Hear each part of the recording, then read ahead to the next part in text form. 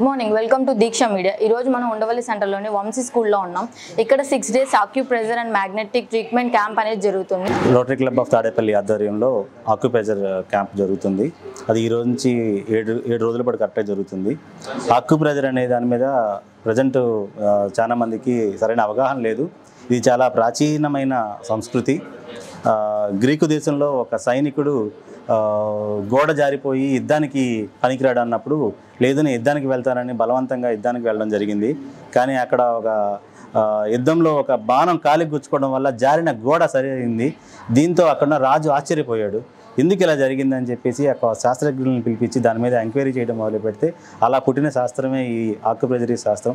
ఇది దేశ విదేశాల్లో కూడా చాలా ఫేమస్ అయ్యింది. ఇది సైంటిఫికల్గా ప్రూవ్ అయిన శాస్త్రం.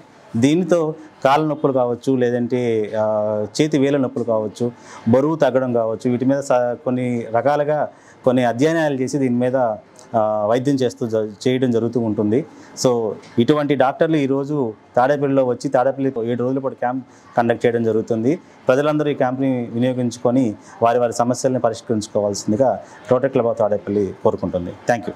తాడేపల్లి రోటరీ క్లబ్ తరఫున ఈరోజు ఈ వంశీ అకాడమీ స్కూల్లో మనం వచ్చేసి ఆక్యుప్రెజర్ క్యాంప్ 6 days క్యాంప్ పెట్టడం జరుగుతుంది. దీన్ని ఎంతో ఉపయోగకరం ఉంది. దీని గురించి జనాలు పెద్దగా అవగాహన లేదని అనుకుంటున్నాం. కానీ బాగా మంచి స్పందన వచ్చింది. ఇప్పుడు దగ్గర 20 మంది రిజిస్ట్రేషన్ అయినాయి. మ్యాక్సిమం మేము 400 టార్గెట్ మేము లెక్కేసుకున్నాం.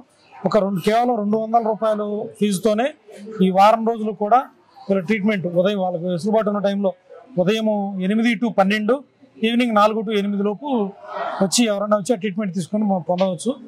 దీనివల్ల చాలా ఉపయోగాలు ఉన్నాయి. డాక్టర్ గారు చెప్తామని ఈ ట్రీట్మెంట్ ఎక్కడ మందులతో ఒక ఇంగ్లీష్ మెడిసిన్తో కానీ ఏ మెడిసిన్తో పని లేకుండా చేస్తున్న వైద్యం ఇది చాలా ఉపయోగకరం. ఇప్పుడు వచ్చిన వాళ్ళు కూడా అందరూ వాళ్ళ ఇళ్ళ పక్కన వాళ్ళకి అందరికీ తెలియజేసి ఇంకా ఎక్కువ మంది రావాలని చెప్పేసి మీ మీడియా ద్వారా కూడా ప్రజలందరినీ నేను కోరుకుంటున్నాను.